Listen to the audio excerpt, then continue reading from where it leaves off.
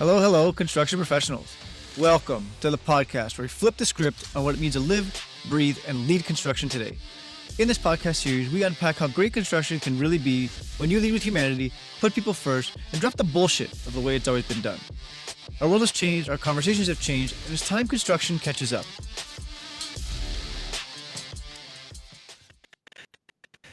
Josephine, welcome to the show. It's super exciting to have you here today.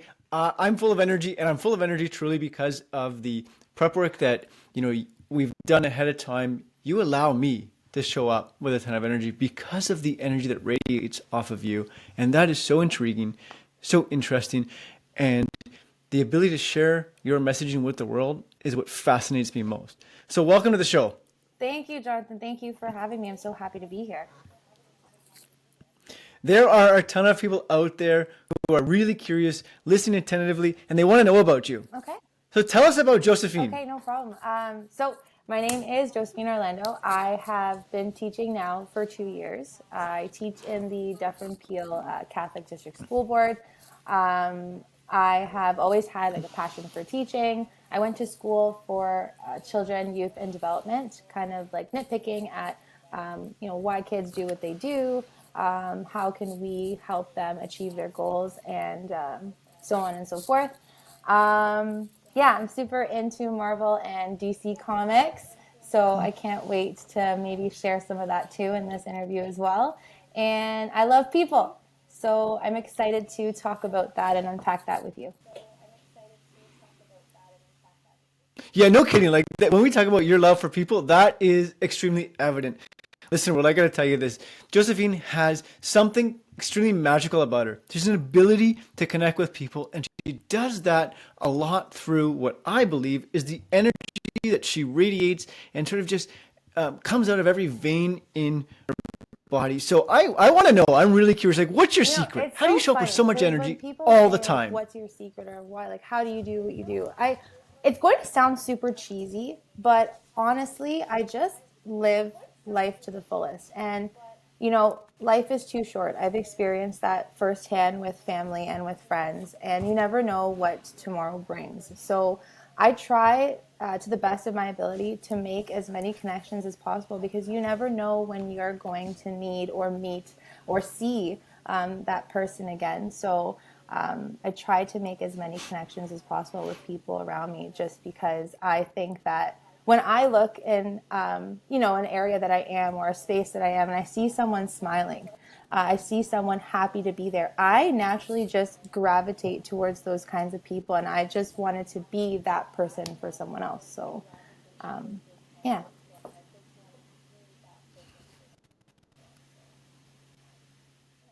Well, there's no doubt about that. I'm going to share a quick little story to the world. This is what really prompted this interview for today. I had the pleasure of being in the same space as Josie, and it was for a hockey game. And Josephine had never played hockey before, and she's around saying, "How do I play? How do I play?" Gets a quick little synopsis on the rules, regulations, and how we're playing the game. And the next thing we knew, for the next several hours, she was all in, connecting with people, laughing, giggling, having a great time, and really making an impact to the variety of people who are in that space. And that prompted me to sort of step back and go, what the hell is going on there? This is phenomenal. It's so phenomenal. And that's what's exciting there. Oftentimes in life, you see the opposite. The shyness of human beings, of being in an uncomfortable, different scenario. And it becomes really easy to hide it. And Josephine broke all those barriers, stepped up and said, I'm going to do it differently. And as I've gotten to know her more, it becomes really interesting. It's like, for me too, Everything I guess, about her. Going off of the secret, it's a genuine interest. I have a genuine interest because that made today possible. Know about the people around me. I care. What are they doing? Let me learn some things about them. And I try my best to look at people with a clean slate, because I think that is something that's really not troublesome, but very different in this day and age, where people kind of categorize someone based on what they see before actually talking to them and before actually getting to know them. So I try to not judge and just say, hey, what about you? Do we share, the same interests? Do we have differences? Do Mm. your differences intrigue me? I genuinely have that interest to get to know people. And I think that's something that I guess sets me apart from other people around me. Talk about, you No, listen to people. I How guess do you, it's a bit of both. so my question is, how do you connect with them all? Is it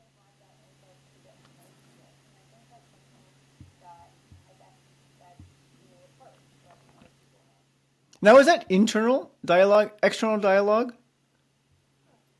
Because here, well, and here's what I'm So I curious would say, about, like, right? Is that internally, I kind of you prepare work with a myself variety of and, students and, what do I hundreds want of to different look like? students in Like, different professionally, grades, demeanor, how and do you I can want to appear? Do I external want to thing and appear like internal thing. stern? That's Do I want to tell me be, about that. do I want to look approachable? And I guess for me, it's always approachable and comfortable because that's just something that I feel I would like to go towards. But how do I connect with them? Um, Mm. I would say, like, externally, because I am a teacher, I my job is to assess. Like, assessment is going on in my head like 24/7, and collecting assessments from students to shape my instruction is just something that happens naturally. And I do that, if I, for example, if I step into a new Mm. classroom, I'm doing group interviews where we're like having discussions like, what do we like, what do we dislike, but I'm also pulling kids aside, and I'm having like student teacher, informal interviews. Hey, what subjects do you enjoy? What things intrigue you? What do you not like? Or what have you experienced this year or thus far in the school that you would like to change or that you would like to continue? And I kind of just take the Mm. students themselves, and I try to make student centered initiatives or activities. So I say, like, okay, what extracurricular activities would you be interested in running or helping with? What can you do, like, as a leadership role in the classroom? How can I get you involved so I'm just not teaching you, but your voice is heard and your efforts are recognized and you're acknowledged? Because I think, like, a teacher is only so great as her classroom or his classroom or their classroom. It's really, how are you going to get the students to be the center and the focus and not yourself?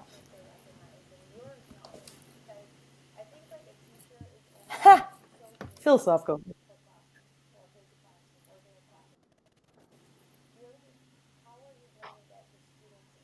Mm-mm. Wow. Yeah, you I have much got else it. to say to that. Like, that is, it seems like there's no, for you, there's no one size fits all. There's no You have to. metaphorical If it's about box. you, You're no one's actually going taking the time to to want to be there. You don't come to school for yourself. Like, show you up with come to school curiosity for and great your, questions to your say, social hey, atmosphere. Academics is not just your how can I academics, it's support you like to the be whole best? And class. you, You're I heard you doing say it you as make a it about group. them. So at the end of the day, if you think You make you're it about going them. to know everything and it's your way or the highway, it doesn't work like that anymore.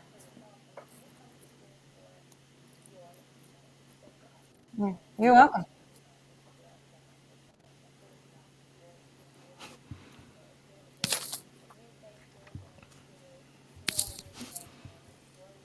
Yeah. Holy shit.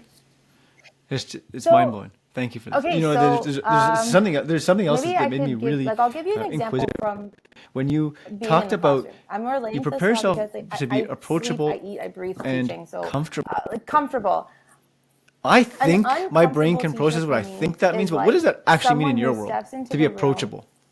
goes behind the desk, like, pushes the chair out, sits down, hands are kind of crossed, they're stern, they're strictly talking about curriculum. They don't really Mm. acknowledge the hands in the air. They say, no, wait till I'm finished and then I'll answer your question. Comfortable for me is I actually avoid sitting at my desk. I sit on top of a desk that's empty, or I sit on the floor, or I sit on the bookshelf. I never cross my arms because I find that this says, like, I'm not ready to talk to you. I always either put my hands behind my back or I'll hold something in my hand. So if I'm talking about, I don't know, math, if we're on a, I'll hold the textbook. It avoids me from crossing my arms and kind of looking like I'm not, I'm just saying what I got to say, then you're going to do the work and I'm going to go sit at my desk. And I always pace around the room and I'll get comfortable with my space. Okay, like I'm here in the area, like the student library, but I'm also walking around to the back of the room so the students in the back of the room can hear me and they think, okay, she's not just teaching the front of the class with the students that are eager beavers, but she's also coming to us. And even if we're not paying attention, you know, she's calling our name so we're on our toes. She notices me. That's a comfortable teacher. So that's, I think that's what I mean by comfortable. Not like I'm here and I'm just working and then 3:30 I'm home. It's like, no, my space is my house for the day, for the year. You know, this is where I'm going to be spending majority of my time. It's like 8 hours of my day. So this is going to be where I feel comfortable to sit, to speak, you know, to share how I feel, or for students to share how they feel. They shouldn't be scared or intimidated of me.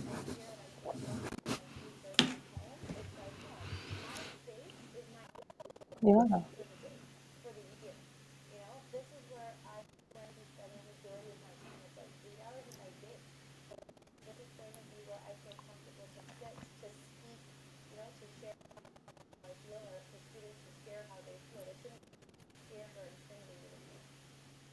Oh my gosh, right? Thank you.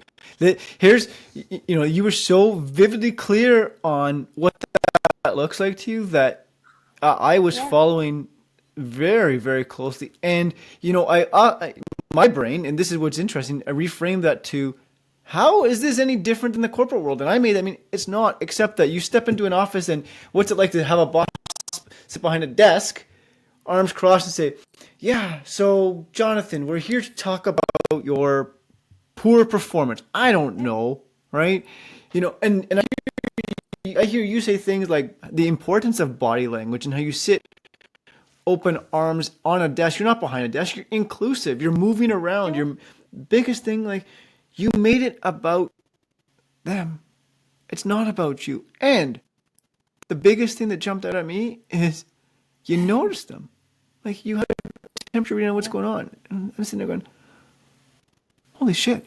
I mean, this is teaching. Yeah. And It's very easy. teaching, corporate world seems to be some sort of overflow. It's thank you for that. I hope that, and I don't even like that word so much as hope. And it's all that comes to mind right now, so I'm going to stick with it. But I hope that people gravitate to that Yeah. and say, take something from what Josephine's saying and try one thing and incorporate that into a professional world for a moment in time. For a moment. Yeah. Oh, One thing. Like, teaching notice children somebody. is Hey, I wonderful noticed I because, noticed you you. know, Jimmy, I adults, noticed you're off today. they, What's going on? And that doesn't have to how be can I done say public. It this? can be They done publicly, but filter privately how too. they And I heard you say feel that. You, and what you pull them aside and they say, hey, want to what's working say for you? What's because not they working? know Bingo. certain outcomes of We what did they it. say. Children, So, they don't. like, all of this buzzing around for They've me, taught me and that, you know, they're now I'm capable of super greatness intrigued if even more. Like, what inspired. has teaching But if they're children taught you about disengaged, human beings? then the children will vividly tell you, I am not engaged right now. I'm not paying attention. This is not fun. And they're brutally honest. So if you look like you're having a bad day, or if I haven't prepared for my lesson and I'm missing my resources, I'm missing tools, or I'm missing information, the entire atmosphere of the room changes. So I would say that what I learned most is that human beings themselves, they act off of emotion. So I guess we have to be very like self-aware and self-reflect if we actually want to make a change and we actually want to understand ourselves, because emotions are real and children themselves will demonstrate them whenever they like and tell you exactly how they feel. And if adults did the same, I actually think that there may be a bit more clarity in communication instead of beating around the bush, right?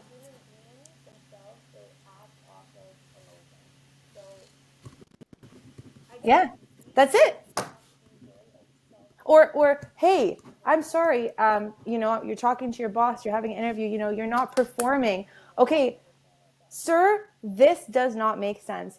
I am struggling to get where you are telling me to get to, and I need you to give me clarity because I don't understand. Not that like you're closing the page and you're going to say, okay, our conversation's done. I still have no idea how to get to where, my boss is telling me to be, but I'm going to Tell try me what you anyways by need and myself we'll without get there, help because or we I don't want won't. to look like I don't understand. I Don't don't beat want around to the be the bush, abnormal, singled out person. right?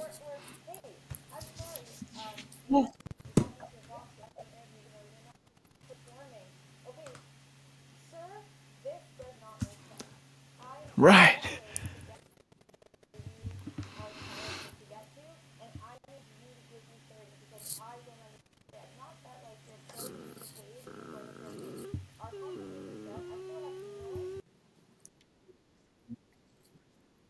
Yep.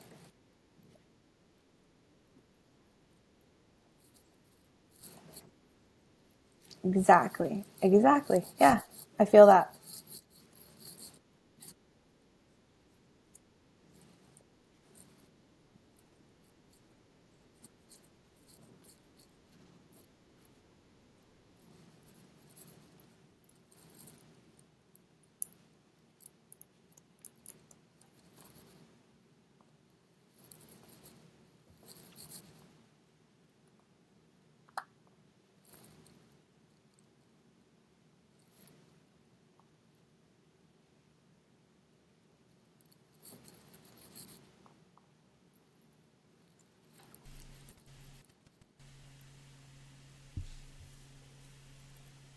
Are you still there? Are you still there? We You still lost there? we lost you for a moment, Jonathan. Okay, so I'm not sure how this is going to go. We're going to attempt to pick this up where we left off. But one Okay. thing that really, and the editing gurus, thank you ahead of time for piecing this together and making this seamless. Um, Oh. Oh, wow. what happened? No, no problem. No. So here's where I think we got cut off that we're going to patch together and make this possible. What jumped out at me was when you had said that the framework was children capable of greatness if inspired. And that just hit me hard. And I'm like, wow. Like that should be the tagline of every organization out there. Human beings are capable of greatness if inspired. Period. End of story. Bold, double underline. Put a plane with a flag and fly that through the air. Absolutely. Because if there's one thing that's missing, it's the belief. We oftentimes hear that person's useless, that person's, and all the negative connotations come in. And sometimes look in the mirror. If you inspire people, they will do the best of their ability. So thank you for illuminating that. I appreciate it. Thank you for that. Wow. Wow.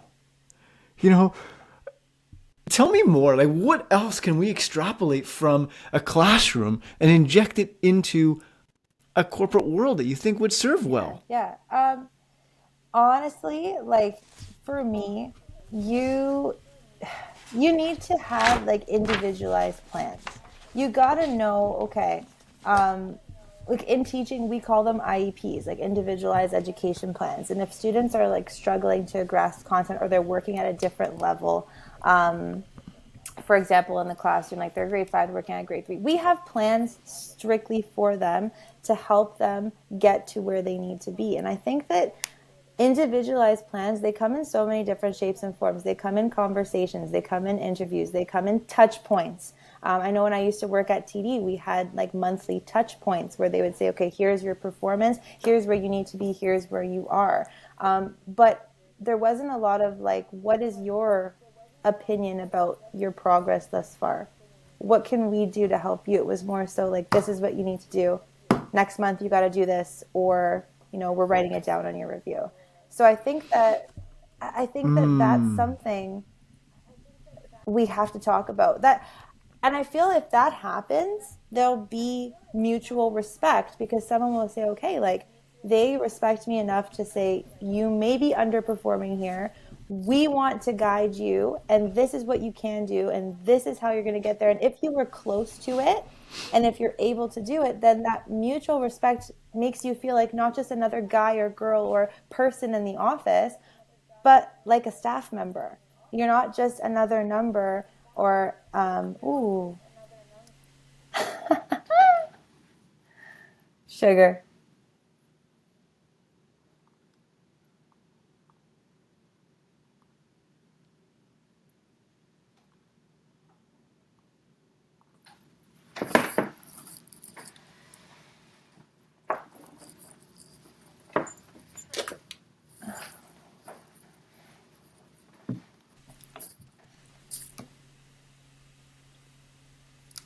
Thank you. Thank you for your patience. Thank you for your patience. I have no idea how this is going to go. It's now dropped. This is embarrassing. Thank you, Rogers Communication. Woohoo! Thank you for your help, Rogers Communication. We can count on you to be tremendously inconsistent and drop communications when they matter most. So high five, Rogers. That's a different discussion for Yeah. another day. Um, I do want to transition back to Josephine. Josephine, thank you here. You were talking about how the impersonal Yeah.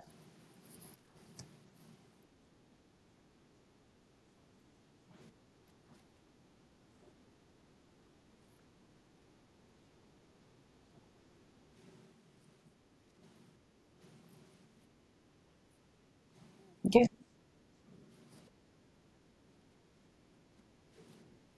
Yeah.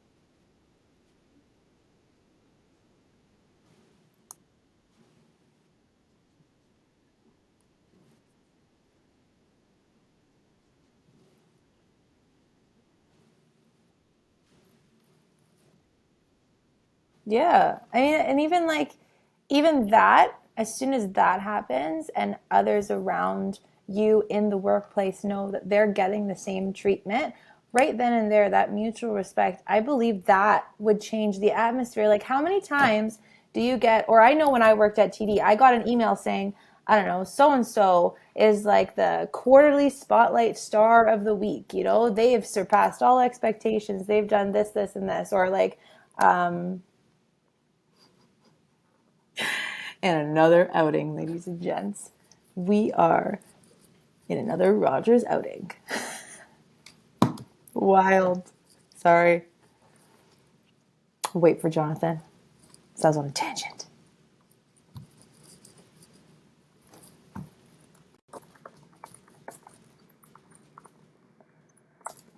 That was me writing thank you, Rogers, in the chat line.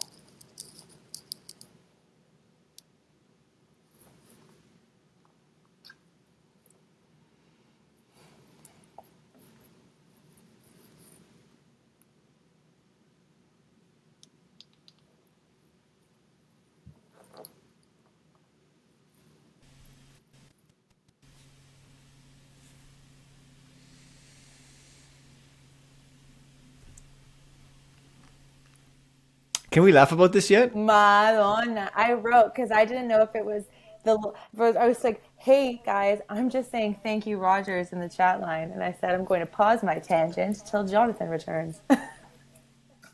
My goodness. 3 times. We've been doing this for all of, I don't know, 30-ish minutes. 3 times. Dropped a connection. Um, can we say Rogers needs reliable competition, fair competition, on and on and on? I don't know. I Um, know. anyhow, Josephine, thank you for your patience. You're This welcome. is going to shake out the way it's going to shake out, and we are going to make the best of it because it's super exciting. I'm going to roll with it, and it's part of life. Yep. Like shit happens, Should happen. uncertainty shows up, and it's how we roll through it. So we're going to roll through it, and I want to come back to you. We were talking about that impact in the corporate environment. What's up for you that is worthy, noteworthy of sharing?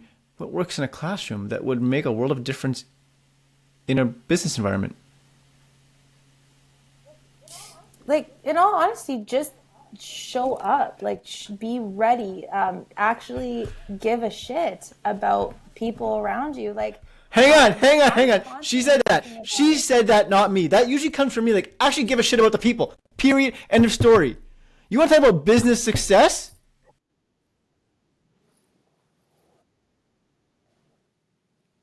yeah, yes.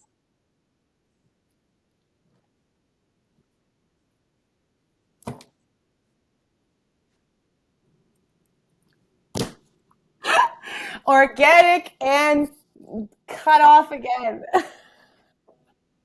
I shouldn't be laughing. Technical difficulties are no laughing matter. However, Rogers, if you are intercepting this feed, know that this is not nice. Again. Qu'est-ce qui se passe?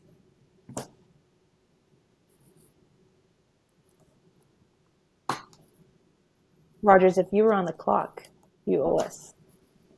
I really hope Jonathan can see all this as well when he edits.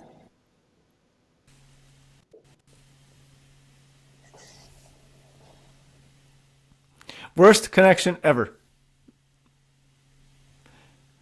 Worst connection ever. They're getting horrible reviews. Worst connection ever. I was on a tangent about how, when you actually give a shit about people, everything else changes. So thank you for bringing that to the forefront, because that was something that shows up in a classroom. You're welcome. No.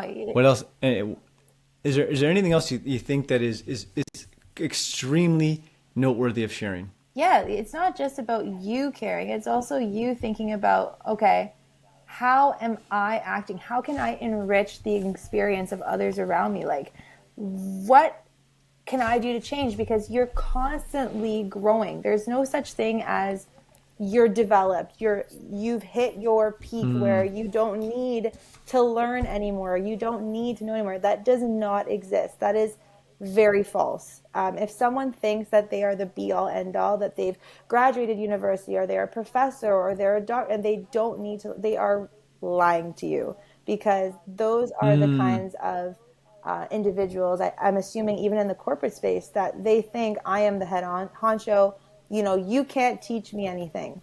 I'm done. Those are the types of attitudes that I think block off opportunity, in my opinion. Interesting. Super, super interesting. Wow. This is what's super exciting, is that school teaches us so many different things as human beings, both as students of the system and now as you're describing it, as teachers of the system. And then it's like the professional world hits and tries to disrupt that and go a different pathway, and egos enter the space, and so that makes me curious too. For you, it can become really easy to allow our egos to enter our space, and have presuppositions going into something, and the cognitive biases that could feed your brain to a different direction. What keeps you balanced? What keeps me balanced is changing my mindset. So like, my mindset, I always have a growth mindset, I'd say, but instead of saying things like I know or I understand, my phrases would be things like I wonder, or I would like to learn, or things like how can I, instead of like I can already do. So if I say like, all right, I don't know, I can put together a PowerPoint presentation. My growth mindset would say, how can I make it engaging, or how can I make it interactive? I wonder if my students are actually enjoying this presentation. I wonder if they're actually learning. And then to which point, in order to check my mindset, I would administer some sort of like exit ticket or a group question. Hey guys, did you enjoy that? Can I get a thumb check? Do you understand, fractions, or like how to divide decimals? Can I get a thumbs up, a thumbs to the side, or a thumbs down? Did that help you? Thumbs up, thumbs down, no, yes. And even if I get one of these, I kind of stand back and say, okay, well then I don't know how to create a perfect presentation or a perfect lesson. I can change it because I haven't reached that particular student. Thank you. Wow. Biggest thing is, like you said, take a temperature reading. You check in. Hey, how's this landing? Thumbs up, thumbs down, thumbs in between. And it becomes really easy in the corporate world to do the exact opposite. You walk into a meeting or a presentation, and you ramble off on a whole bunch of information that might mean something to you, may not, and doesn't stick. And then we sit back and go, well, I wonder why this person didn't. And again, it becomes that external. It's them, it's them, it's them. Where I heard you use words like, "Hey, I wonder if I would like to learn more. I would like to learn if I'm landing. I'd like to learn if the messaging we're sharing is connecting. How can I be better? How can I help these students who may not get math get math?" Right? And if you get if you've got a classroom of 20 students, and you get some thumbs up, some thumbs, at least you know that there's presence, and we're not daydreaming. Check-ins don't have to be for understanding. Check-ins can just be like, are you still with me? Like, are we still on the same page? Did you get enough sleep last night? Right. Do you need 5 seconds to stand up and walk around? Should we get some fresh air? Do you need a coffee? Obviously, I would not ask my students, hey, do you need some caffeine? But I would say things like, do you need some water? Did you eat this morning? Is your brain ready to go? Because I know if I don't have a yogurt or a granola bar, or if I don't have anything in my tummy, I'm not ready to go. So you need 5 minutes and we'll come back. Things like that. Right. So frame it how you wish, right? That's the message. It's because you walk into a meeting and it's like, okay, we're going to get down to business. No. Shut up and listen for a second. Like, hey, how's everybody doing today? Need a coffee? How'd you sleep last night? Do you know what we're going to talk about? Right? Rather than just verbally getting into, hey, sales were down this year and here's where we're going to go. No, I don't give a shit. How does it impact me? How does it matter to me? That student, that teacher-student relationship, that presentee situation, that boss-employee situation, it's all the same thing reframed differently. That student is sitting there going, I don't care what the teacher's saying, because I'm so checked out. I'm really interested in playing Fortnite or going somewhere or my hockey game. I would so you have to check in. Some, math lessons. I don't care about division. The question becomes, well, as a teacher, how can I help you give a shit about division? How can I make you interested about it instead of you sitting there? Like, not everyone is going to love everything that we do, just like people. You're not going to love every person that you work with, but it's how can you make it work for the time being? How can you just help them see a different perspective or shift them even a little bit so that maybe for that 10-minute, portion of the lesson, 5 minutes they're interested. The other 5, if they need a brain break, we need brain breaks too. We got to have a moment or two to just say, like, let me process. Not everyone can just be go, info for, half an hour, 45 minutes, or whatever that case may be for the presentation. You got to just have moments where you sit back and say, okay, at least I understood some concepts for 5-ish minutes. If this part confused me, I'm comfortable to ask at the end of the presentation, can you please revisit that part because I dozed off. I was needing a brain break. And that comfort, being able to say, yeah, I did miss that whole part because I wasn't paying attention, can help the presenter say, well, how can I get other people to be paying attention for the next presentation that I have? Because clearly someone in that room was uninterested and there has to be a reason why. Thank you. Wow. Beautiful. Right? And that ties everything, it ties everything into exactly what you said. It's type of the growth mindset. You looked in the mirror in that scenario and said, how can I make this better so it sticks differently next time? You're there to in your words before, I love this, is, every student is capable of greatness if inspired. You don't have to inspire them to love math. Just for that moment in time, for those 5 minutes, for that period in time, allow them engagement. And create that safe space to say, hey, I didn't get this. I didn't get this. Because when those, I believe, when those ideologies are not taught, it gets compounded, suppressed, and then, we grow young children into young adults and then full adults, and they carry that same it's a fixed baggage is the only word that comes to mind through the rest of their lives. Hey, I'm not going to say shit. I'm going to hide out. Mindset where they're like, did I pay attention? I'm sticking to what I know, and I'm not going to question elsewhere. So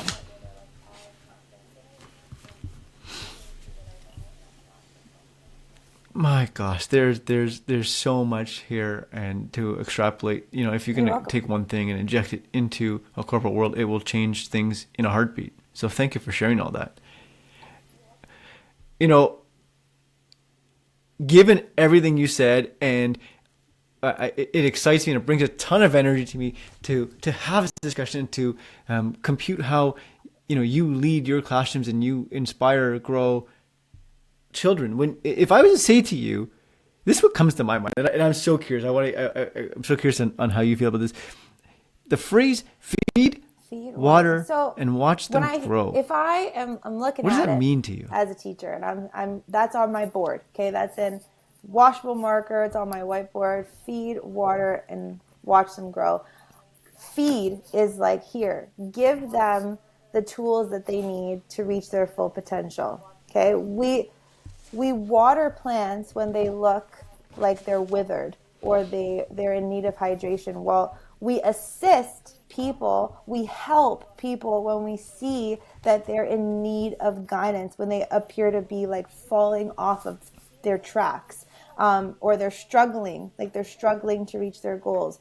So if we water them after we have fed them because we see that they need help, then we watch them blossom and they grow into, um, I guess, like that person, or they grow into the goals that they aspired to achieve. Like they are now who they're supposed to be. If we watch them grow, we are taking a step back and we're seeing now how they flower. We're seeing the garden that we've created. I guess as a teacher, we are the garden.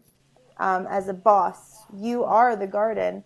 The flowers that you've planted, how you're feeding them, how you're watering them, or how you're guiding them, that's going to determine what your garden looks like. Is your garden colorful? Is your garden full of weeds? Is your garden, very diverse? Does it have trees? Does it have, bushes? Is it different from the garden next door? Like, I know that might sound a little bit silly, but that's kind of how a classroom would be. Is my classroom colorful? Is it diverse? Does it have, tall plants? Does it got like shrubs? Does it have its imperfections too? Is there a little bit of dead grass, but a whole patch of, green blossom or green full, luscious grass? Well, some gardens are going to have a little bit of weeds. They're going to have small patches of dead soil, and that's okay, because it's the imperfections that allow us to kind of say, next time I should plant more flowers here.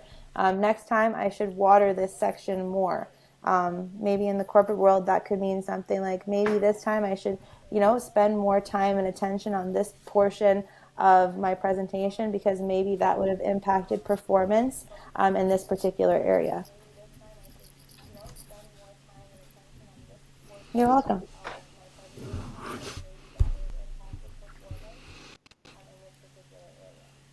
Wow, thank you for that. It's so beautiful because it always comes back to, holding the mirror up to yourself and having that growth mindset to say, what can we do differently Okay. to consistently better. There is so much about you. I'm so curious. Like you're a wonderful human being, and I want to flip the script for a bit because there's something that caught my attention in the beginning that has the little child in me excited and jumping for joy. And you mentioned that you're into So my superheroes, favorite and so I'm superhero, and buzzing I'm around. always I'm super like, excited okay, to talk I can't about this picture, I can't because, figure it out. I can't pin a superhero to you, but I want to know who is your favorite for the purpose superhero. of this podcast, because I could go on and on and on. But my favorite superhero is Tony Stark, aka Iron Man. He so I guess like big reasons why. Number one, the intelligence Whoa! factor I is didn't get just that. I didn't get that one. Okay, go on. This is something that, exciting. makes him a remarkable superhero, because the power originates from his mind, and it's got nothing to do with like any like external factor or like rock or something that's happened to him. It's like, no, he first became who he was without the suit through his achievements and accomplishments. Like, he was into physics and engineering. He graduated at a young age. Like, it was so intriguing. And he uses his brain like time and time again to help him solve problems and like quickly, formulate ideas in his head to help him solve problems, but within seconds. Um, but the major reason why he is my favorite is the sacrifice. Like, he makes the ultimate self-sacrifice to save the entire universe. His death was the reason why Thanos was unable to actually have world domination. He gave up his own life, knowingly, having his beautiful wife, Pepper Potts, at home and his daughter. He left the world so that humanity could exist. It was like the true act of selflessness. Like, that, in my opinion, is a characteristic of a true superhero. He didn't wear a mask.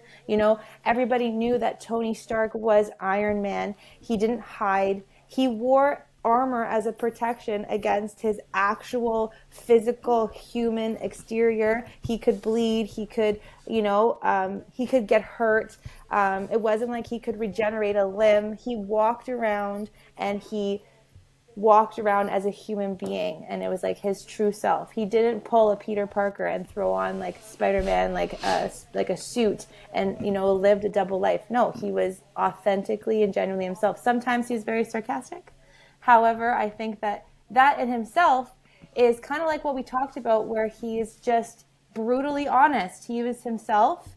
And he also bears a striking resemblance to my boyfriend. And so that just, that's a plus. But that came afterwards. That was a bonus. Oh dear. Yeah. Wow. I just Well, you throw know that what? one in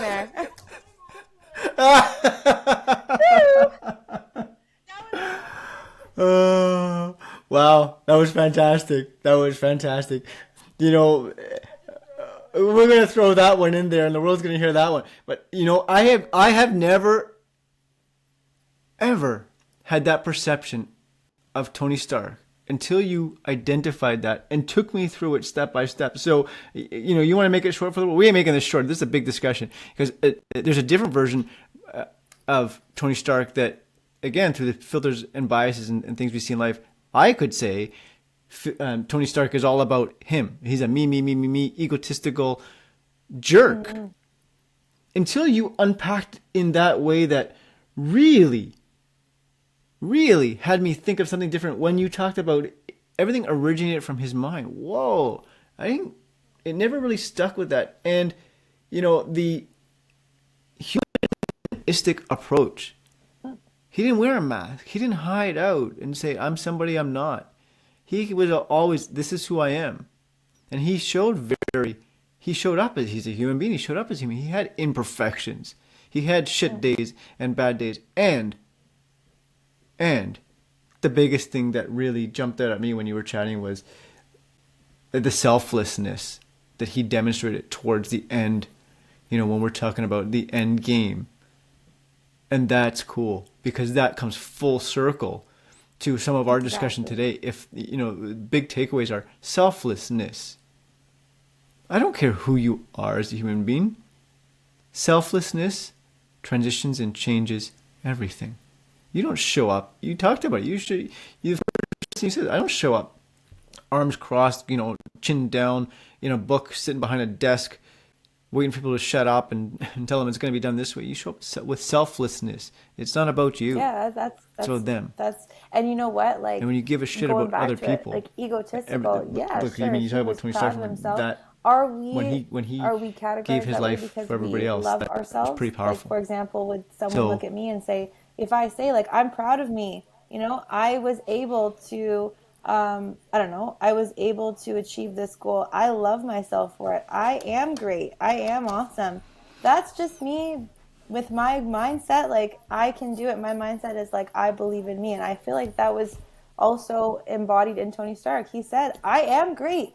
I am capable of greatness. I can achieve this. And he did. He used his mind to achieve great things. So I just, just piggybacking off of that one.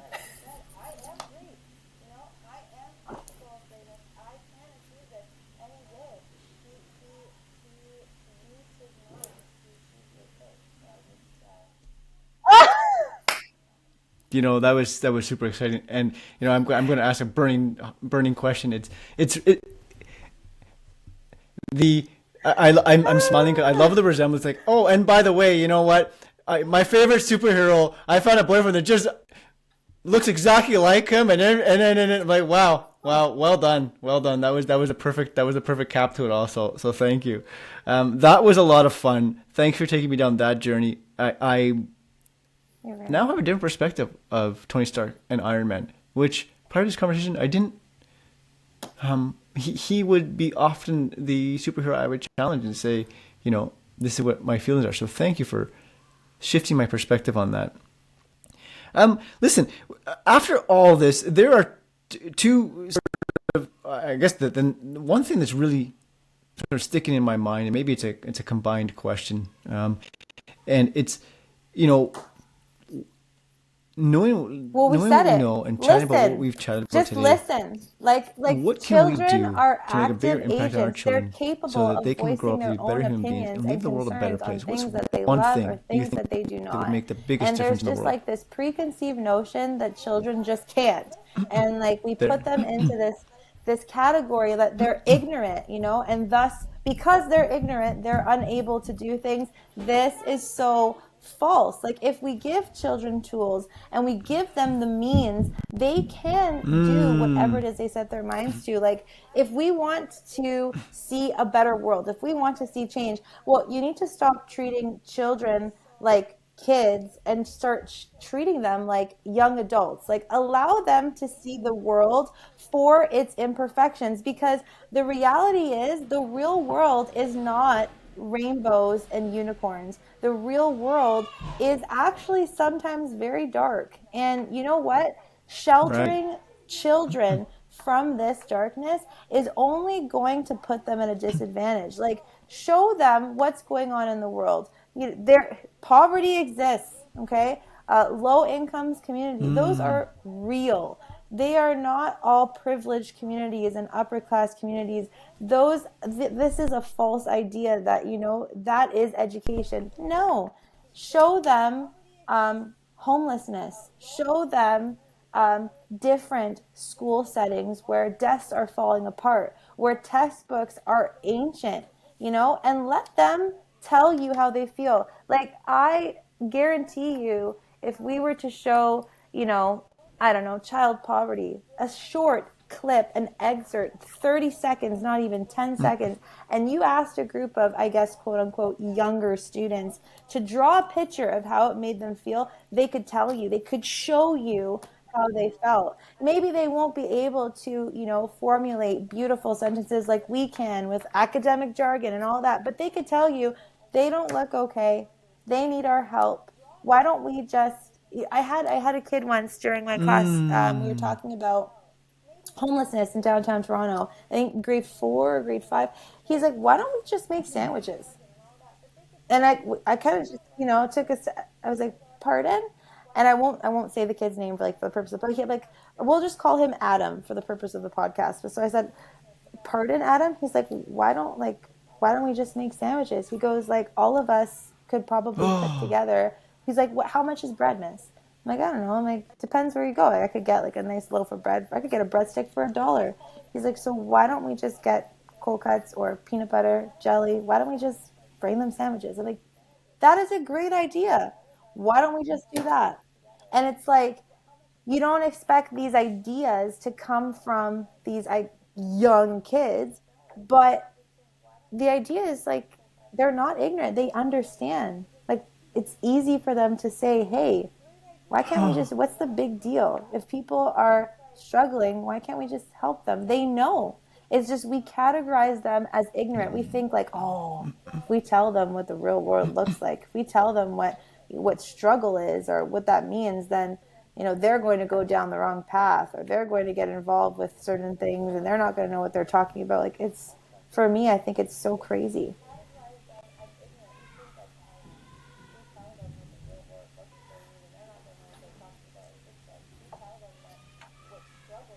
Exactly.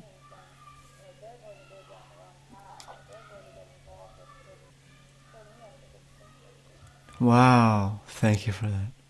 Like, You said it. Listen. You're Listen to what they welcome. have to say, and everything else will formulate around that. Thank you. Thank you. Thank you. It has been it's been an absolute honor and pleasure to have this discussion. Like there are so many awesome takeaways. You're welcome, Jonathan. I appreciate you. I appreciate the time you've taken to go through this. Thank you for your patience in dealing with our technological glitches. Woo! That was awesome. And your the last thought is your ideologies of Tony Stark have altered my perceptions forever. So thank you for that.